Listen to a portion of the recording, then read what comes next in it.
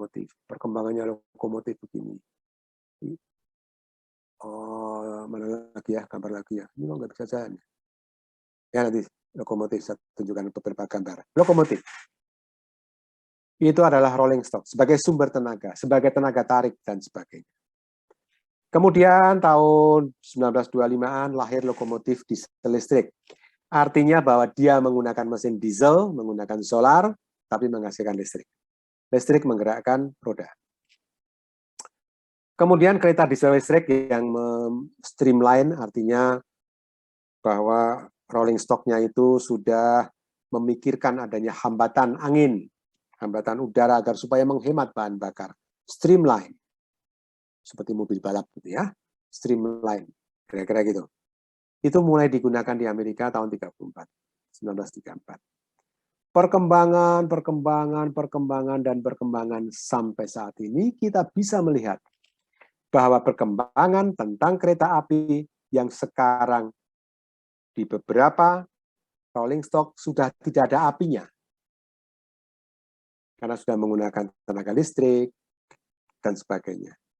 Yaitu kita kenal sekarang ada kereta cepat, kereta super cepat, monorail, dan bahkan sampai magnetic levitasi.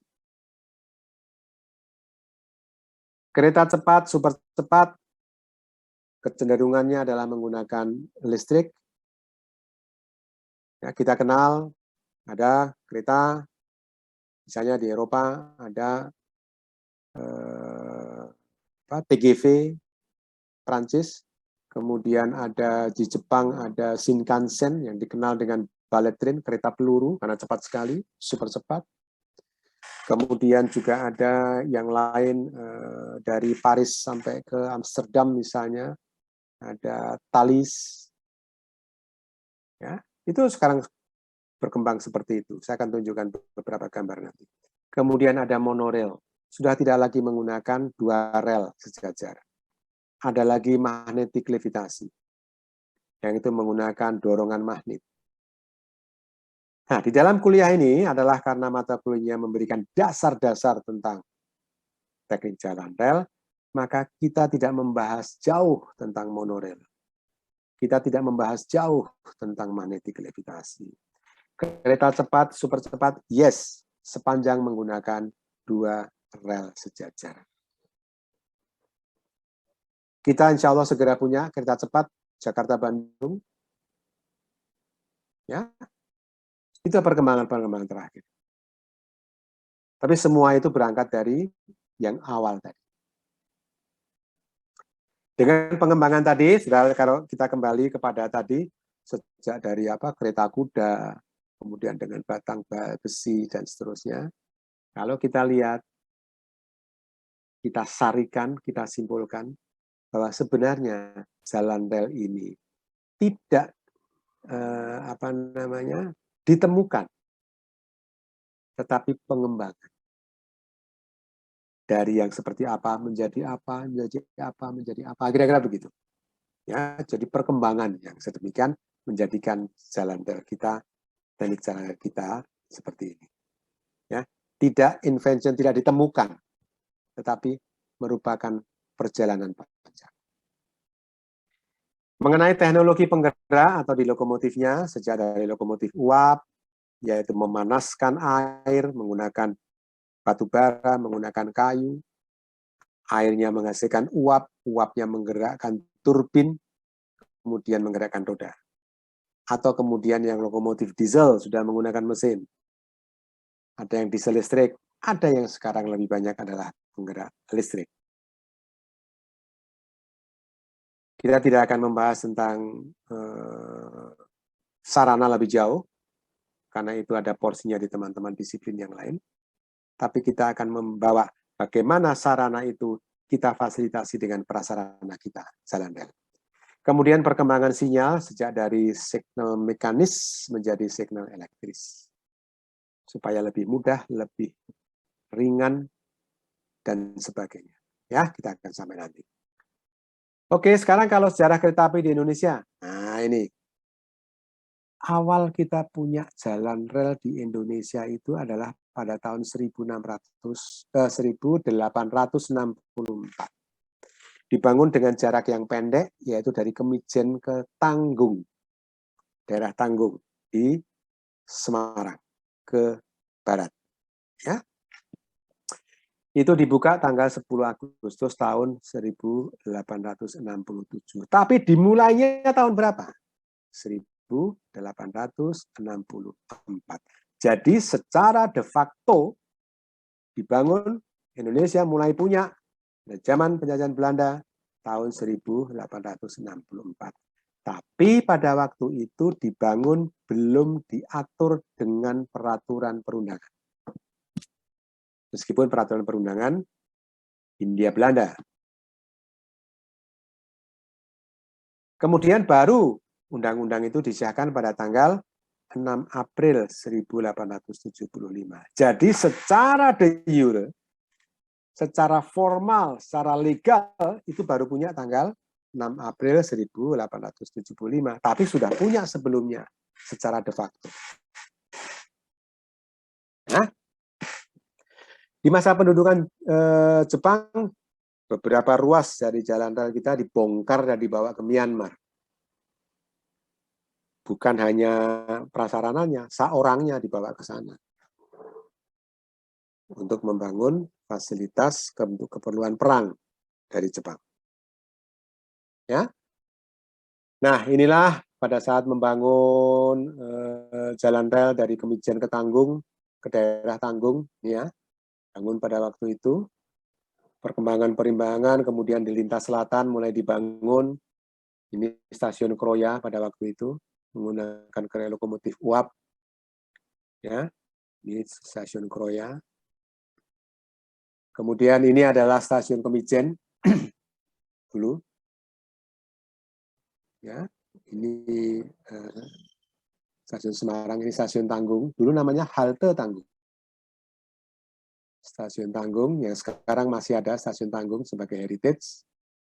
Ini dulu gambarnya kira-kira seperti ini, sekarang seperti ini. Ini menunjukkan bahwa ini adalah kondisi yang sekarang. Kalau kita lihat, kenapa? Ini motornya sudah motor sekarang ini. Ini masih ada. Lintasan ini sekarang masih ada untuk lintas utara. Sayangnya yang namanya Kemijen ini, sekarang sudah nggak kelihatan lagi, nggak tahu kemana, karena jadi seperti ini. Ya, nah, jadi seperti ini, nggak tahu ini jadi sudah pemukiman nggak jelas ini, ya. Kalau ini Tanggung masih ada. Oke, saya tunjukkan sejarah institusi sekarang. Kita sekarang kereta api dikelola oleh di Indonesia ya, oleh PT Kereta Api Indonesia Persero. Dulunya kalau kita lihat lahirnya adalah setelah Indonesia merdeka dengan proklamasi 17 Agustus tahun 45, maka kemudian kok nggak jalan. Nah ini. Pada bulan September, sekelompok angkatan muda kereta api, AMKA, dengan sangat heroik, dengan penuh perjuangan, dengan darah dan nyawa, mengambil alih kekuasaan kereta api dari Jepang. Karena kita sudah merdeka. Gitu. Diambil alih. Pengambil alihannya di mana yang heroik ini? Yaitu di kantor pusat PT Kereta Api Indonesia sekarang, di Bandung. Kalau nggak salah, Jalan Perintis Kemerdekaan apa ya? Dulu namanya Jalan Stasiun.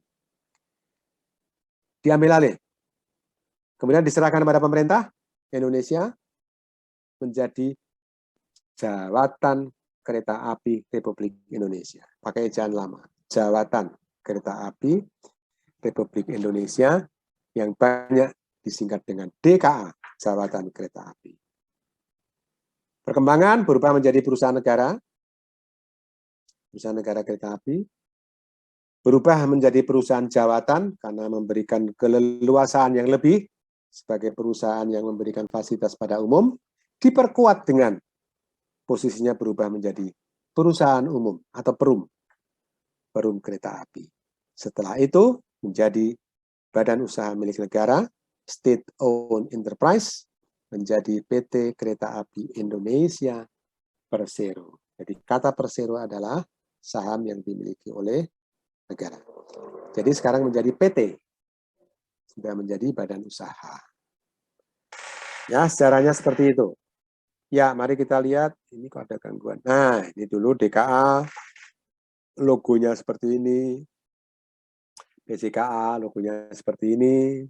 Ya, kemudian kereta api, Perumka dulu seperti ini, dan seterusnya.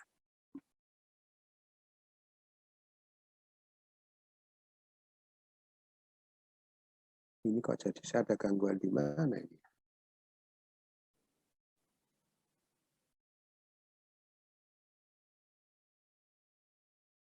Bentar, ini nggak bisa, sorry, ini nggak bisa keluar.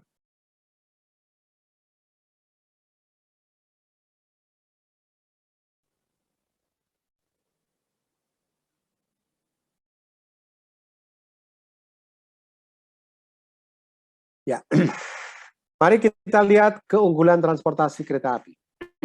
Karena kita bicara teknik jalan rel, kita hubungannya dengan transportasi kereta api. Transportasi kereta api itu mempunyai berbagai keunggulan.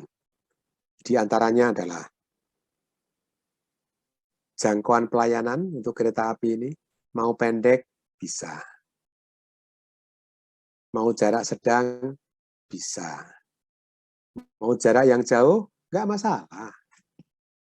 Jadi jarak pendek, sedang, dan jauh bisa. Yuk bandingkan dengan kalau kita menggunakan pesawat. Jarak pendek bisa nggak? Baru naik sudah turun. Nggak bisa. Tapi untuk kereta api, oh bisa.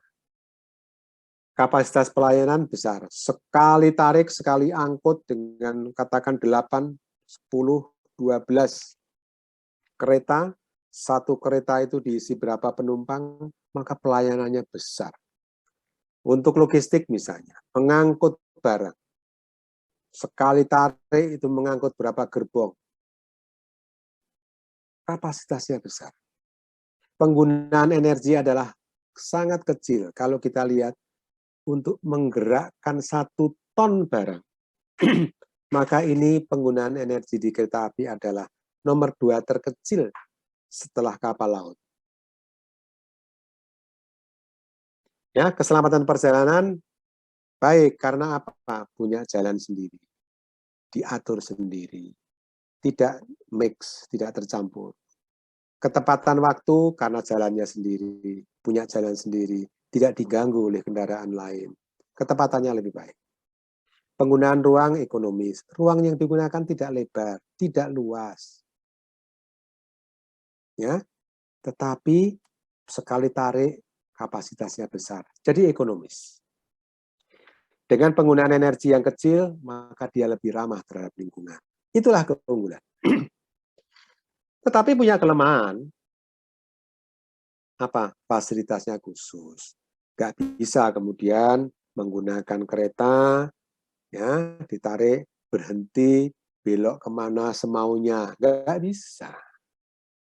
Saya mau kuliah ke teknik sipil, nih luring nih, saya tolong Pak naik kereta api, berhenti di kampus sipil. Nggak bisa. Dia punya fasilitas khusus. Pelayanannya terbatas pada jalurnya. Nggak bisa. Tapi kalau kendaraan mobil, motor, bisa lah. Tolong antar saya ke tempat kos-kosan saya. Bisa. Ya, ini kereta api nggak bisa. Investasi, biaya operasi, perawatan, dan tenaga itu besar.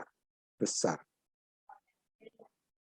Tenaganya banyak. Karena apa? Nanti pada saat kita bicara perawatan jalan rel, setiap segmen jarak sekian ratus meter itu harus ada tenaga yang dia selalu memeriksa, selalu inspeksi, dan sebagainya. Jadi tenaganya banyak. Perawatan, karena berkaitan dengan keselamatan, besar. Biaya operasi, besar. Investasi, of course, besar. Ya. Jadi ada kelemahan dan ada keunggulan.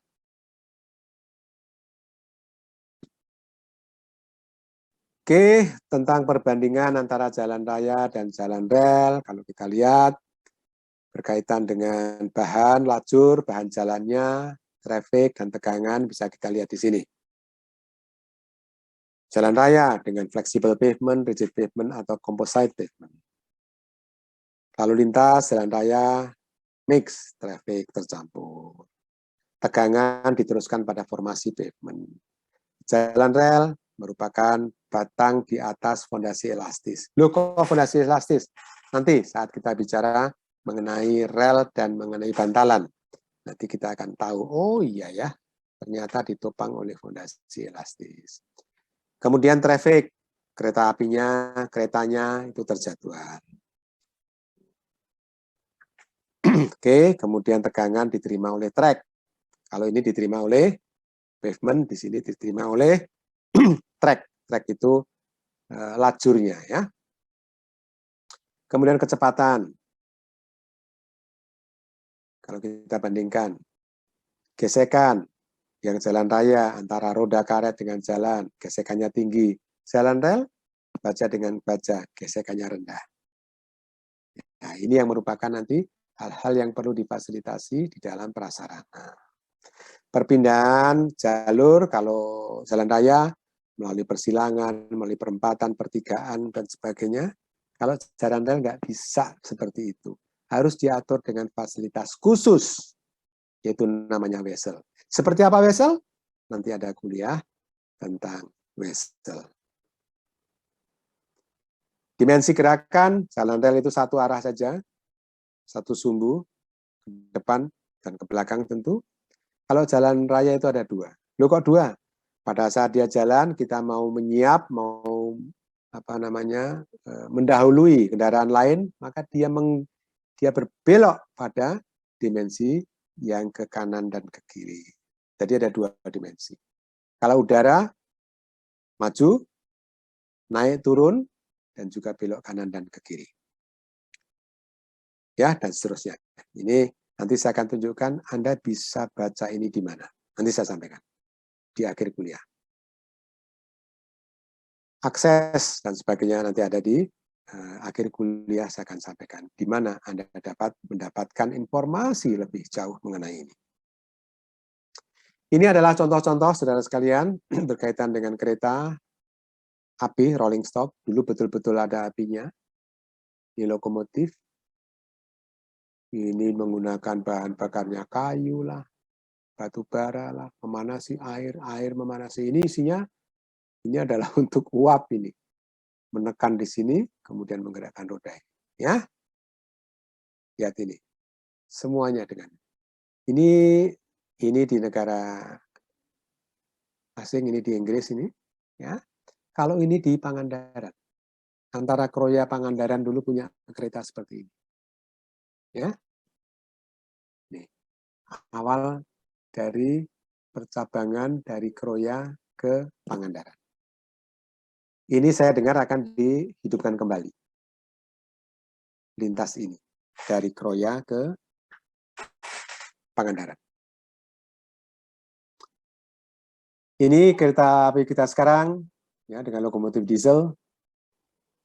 Yang kalau kita lihat ini keretanya itu sudah jauh lebih bagus dibandingkan dengan dulu. Isinya adalah seperti ini, dengan berbagai kelas, dengan berbagai kategori. Ini yang sekarang banyak diminati adalah kereta Luxury 2. Tempat duduknya sudah bisa diatur, reclining, bisa tidur. Ini yang Luxury 1.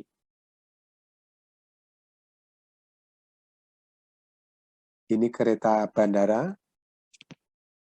Ini tempat duduk di kereta bandara. Ini kabin kereta bandara. Ini adalah kereta bandara. Sebelum saya teruskan, ini ada pesertanya, ada berapa ini? Angelin, cek ada 30 berapa Angelin? 40 berapa? Ada, kalau di Zoom 55 partisipan, Pak. 55? Kok banyak? Oke. Ya, dari 55 ini saya tanya supaya nanti kita bisa menghayati, memahami kuliah ini dengan lebih baik. Saya tanya, di antara Anda, siapa yang belum pernah naik kereta api? Yuk, silakan Anda boleh buka mic dan kamera. Sudah pernah naik semua? Saya belum pernah, Pak. Belum. Siapa ini? Kunto. Iya, Pak. Anda dari mana sih? Saya di Magelang, Pak. Belum pernah naik kereta api? Belum. Wah, dulu ada kereta api dari Magelang ke Jogja yang namanya Taruna Express. Sekarang udah nggak ada ya? Iya, udah nggak ada, Pak. Nggak ada. Oh, kapan-kapan naik dong, Siapa sih? biar bisa memahami. Ya, oke. Yang lain? Karena kalau misalnya nanti bicara saya mengenai getaran, mengenai kemiringan dan sebagainya, ya besok kalau sudah tidak pandemi ya, Kunto ya, naik kereta ya. Siapa? Ya. Nah, sekarang pandemi jangan deh. Jangan dulu kalau tidak betul-betul aman. Ya, ini kemudian saya teruskan dengan ini adalah tadi saya sampaikan bahwa untuk ngangkut barang, logistik dan sebagainya, ini ngangkut kontainer. Ini kontainer, ini untuk ngangkut bahan-bahan minyak, apakah minyak goreng, apakah kemudian premium, pertalite dan sebagainya. Ya, ini bagaimana ketemunya kereta api di sebuah tempat untuk diatur. Prinsipnya begini, di dalam jalan rel itu, dalam satu blok itu tidak boleh ada kereta lain. Maksimum hanya ada satu. Jadi begitu dia akan diatur, dia berhenti dulu. Misalnya ini kan arahnya sama nih. Nah, nanti mana yang jalan dulu, setelah dia lepas dari blok, baru ini jalan. Diatur semuanya. Karena itu maka seharusnya keselamatan sangat tinggi. Ini adalah kereta cepat yang akan segera kita miliki tahun 22 atau 23 nanti ya. Ini adalah kereta cepat Jakarta-Bandung yang menggunakan keretanya, rolling stock-nya adalah Fuxing Train. Ya, dengan tipe CRF 400. Ini meskipun dia kereta dengan kecepatan tinggi, dia tetap masih menggunakan teknologinya, teknologi jalan relnya, teknik jalan relnya adalah 2 rel sejajar. Dan jalan rel yang seperti inilah yang akan menjadi pembahasan utama kita. Jadi, meskipun kecepatannya rendah, kecepatan tinggi, masih bisa juga menggunakan teknologi jalan rel konvensional tanda petik dengan 2 rel sejajar. Karena itu maka mata kuliah ini masih membahas banyak tentang jalan rel dengan teknologi 2 rel sejajar dengan gesekan roda baja dan batang baja. Ini contohnya ini, ya. Dan insya Allah segera memiliki ini. Ini Jakarta Bandung. Dalamnya kira-kira seperti ini. Cabinnya ini, tempat pilotnya ini kira-kira seperti ini. Ya. Jadi kita tahu ya di mana yang akan kita bahas ya. Nah, tetapi apakah hanya ada ini teknologinya? Tidak. Saya tunjukkan. Ada kereta monorail. Yang relnya itu satu, mono. Ini kok nggak mau keluar gambarnya. Nah, ini. Ya, ada monorail nih, lihat monorail. Ini adalah monorail di Malaysia, di Kuala Lumpur. Ini adalah monorail di Rusia. Ini adalah monorail di Cina yang kebalik. Relnya di atas, yang gantung. Ini adalah, nah siapa nih yang tahu nih? Kunto, tolong dibuka kameramu sama mic-nya. Iya, Pak. Gimana, Pak? Kalau Anda bisa menebak nggak? Ini monorail dari mana? Dari Jakarta mungkin, Pak? Ini lihat, ini dari mana ini? Oh, Mumbai. Mumbai, India berarti, Pak. Jadi ini India. monorail di India. Ini Kunto bisa membayangkan nih, penumpangnya keluar dari pintu ini, ada lagu India, terus dia nari-nari di sini gitu ya. pegang-pegang tiang gitu, nari-nari di sini nih ya. Karena ini Bisa jadi, Pak. dari India ya. Ini monorail India ini. Ini adalah monorail di Sydney, Australia.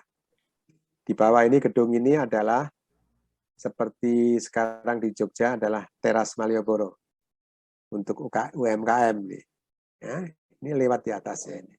Ini monorail. Jadi ada yang tidak dua rel, ada yang monorail. Saya akan singgung sedikit nanti tentang monorail, tetapi heavy-nya kita membahasnya tentang teknologi dua rel sejajar. Oke, ada pertanyaan sebelum nanti saya akan teruskan dengan berbagai teknik jalan rel dan mengapa kita masih heavy pada jalan rel. Dua rel sejajar, prinsip adhesi antara baja dengan baja. Saya teruskan ya. Saudara sekalian, tadi kita tahu kita punya kereta api jalan rel sejak tahun 1864 de facto. De jure-nya 1875. Perkembangan demi perkembangan. Sampai sekarang. Untuk lebih memastikan tentang penyelenggaraan, tentang teknologi yang digunakan, dan sebagainya, karena kita adalah negara hukum, segalanya diatur dengan peraturan dengan regulasi. Saya ingin tunjukkan beberapa regulasi yang berkaitan dengan jalan rel di Indonesia. Berkaitan dengan perkeretaapian di Indonesia. Nah, ini dimulai dengan induknya adalah Undang-Undang Nomor 23 tahun 2007 tentang perkeretaapian. Sebelumnya kita sudah ada peraturan itu, tapi diatur dengan yang namanya reglemen, dengan peraturan yang belum undang-undang. Ya, dipayungi sekarang dengan Undang-Undang Nomor 23. Dijabarkan dengan berbagai peraturan pelaksanaan. Ada peraturan pemerintah tentang penyelenggaraan perkeretaapian. Jadi sudah berkekuatan hukum sekarang. Tentang lalu lintas dan angkutan kereta api sudah berpegang kepada peraturan. Tentang persyaratan teknis peralatan persinyalan, itu sudah diatur dengan peraturan. Tentang peralatan telekomunikasi, diatur dengan peraturan. Kemudian lagi, ini. Kemudian tentang instalasi listrik kereta api, diatur dengan peraturan. Tentang stasiun, baik itu jenis, kelas, kegiatan, nanti jenis akan dibicarakan pada salah satu kuliah setelah UTS ya, tentang stasiun. Itu diatur dengan peraturan. Tentang perizinan, tentang penetapan trase jalur, diatur dengan peraturan. Ada juga yang lahir peraturan Menteri tahun 2012, yaitu tentang persyaratan teknik jalur kereta api. Di sini sengaja saya beri warna lain. Di sini kita akan banyak berhubungan di dalam mata kuliah teknik jalan rel.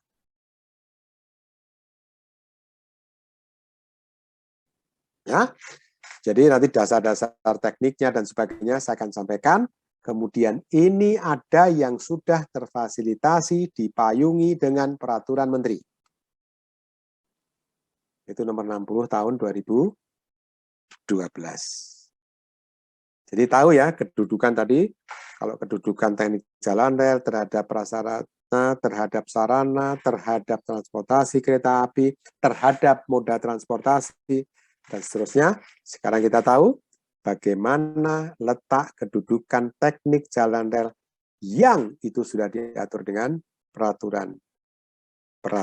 Di antaranya adalah peraturan tentang persyaratan teknik jalur kereta api.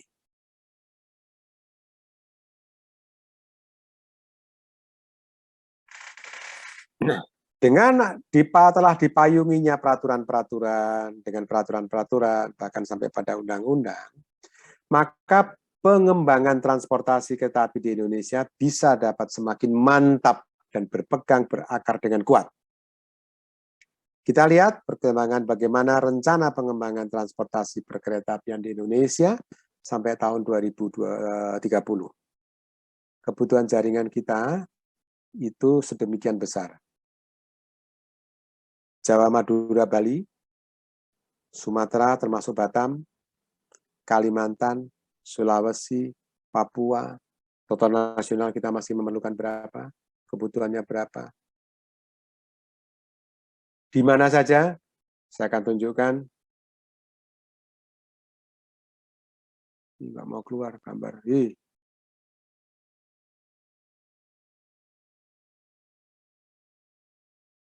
Sumatera, ini jaringannya, baik existing yang sudah ada maupun pengembangan. Existing Sumatera itu sejak dari Lampung, dari bawah, di Sumatera Selatan sudah ada, Sumatera Barat sudah ada, di Aceh beberapa sudah ada, di Sumatera Utara beberapa sudah ada, ya. Terus akan kita kembangkan menjadi infrastruktur yang akan mendukung perekonomian, pendukung kesatuan, pendukung macam-macam, fasilitas sosial dan sebagainya. Kemudian setelah Sumatera mana ini?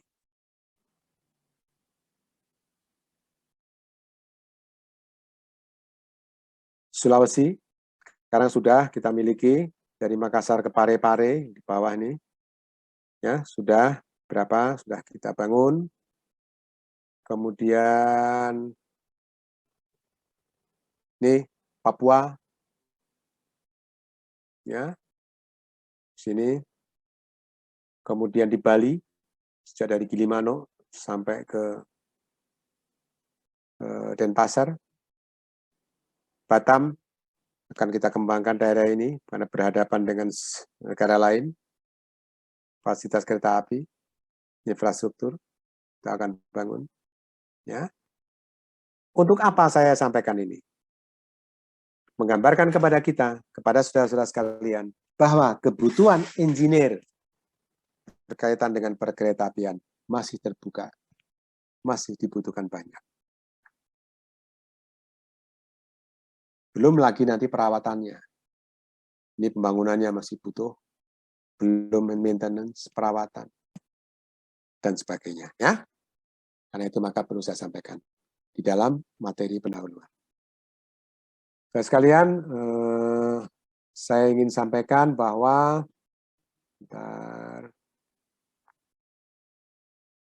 penekanan mata kuliah kita adalah pada railway engineering. Karena itulah maka peraturan menteri yang juga kita akan singgung nanti adalah berkaitan dengan keteknikannya, yaitu dengan PM60 tahun 2012. Tadi saya sampaikan kan bagaimana keunggulan, bagaimana kedudukan, bagaimana penyandingan antara infrastruktur kereta api dengan yang lain, bagaimana jalannya, gesekan, dan sebagainya. Anda bisa memahaminya, membacanya dengan lebih baik kalau Anda membuka referensi ini.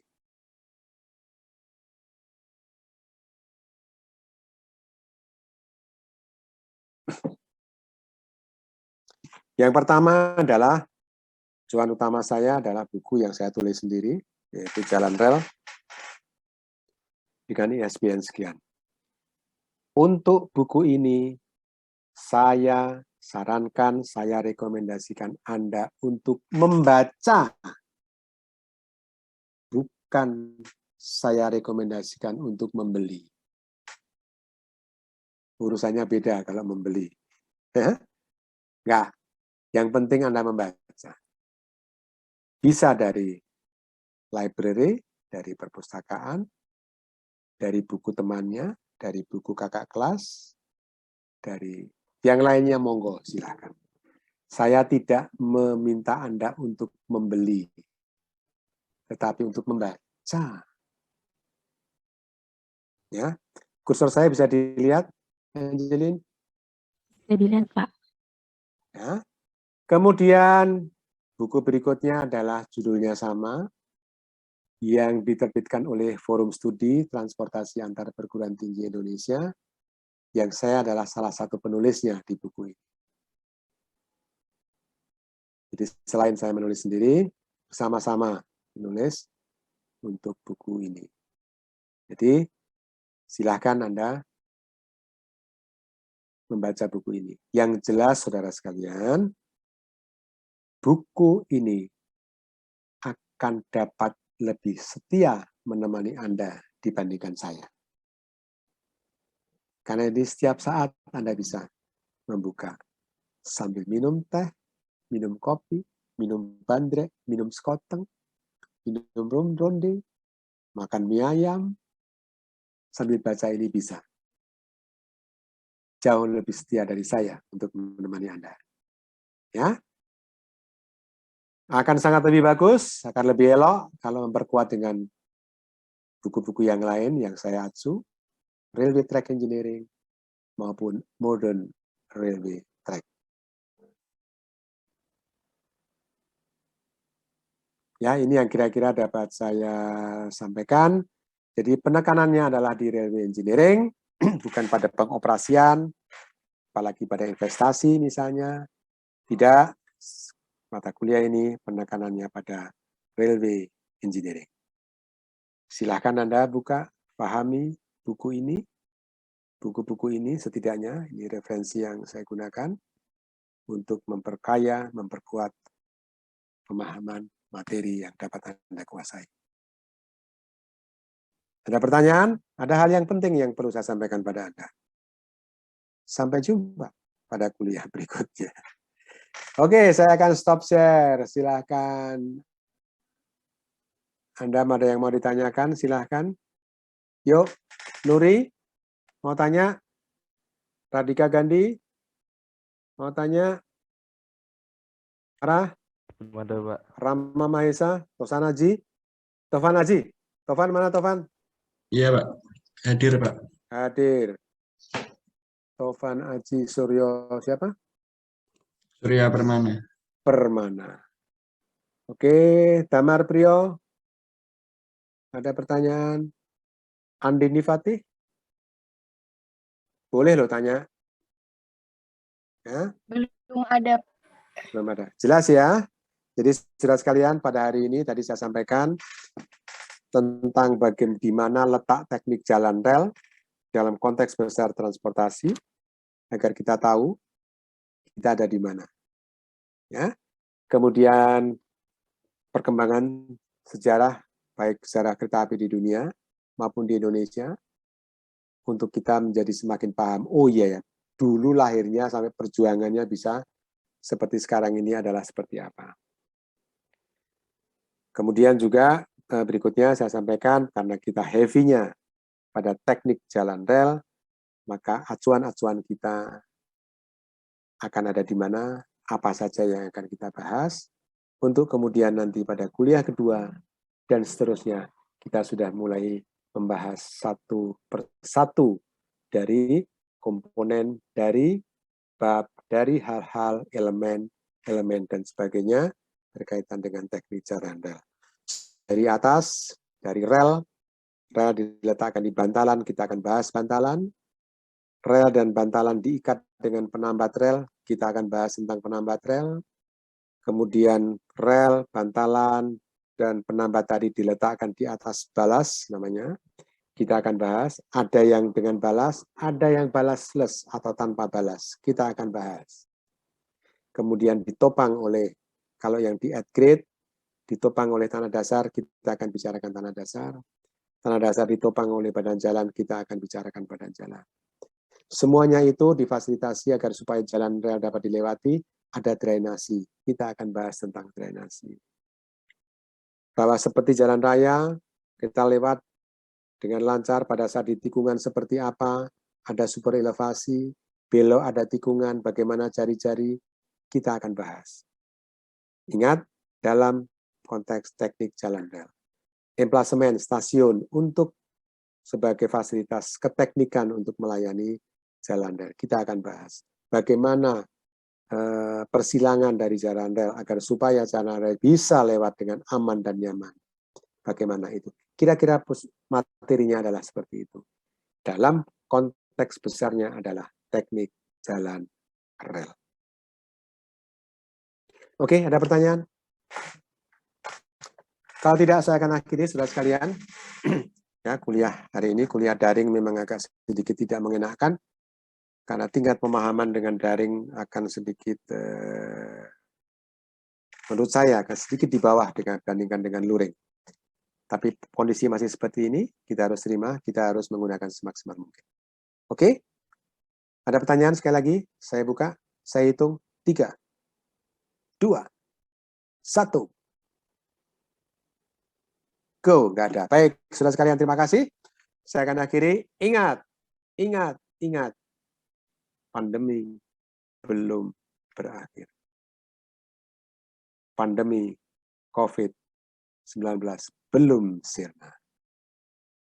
COVID-19 dengan segala varian, turunannya, jenisnya masih ada.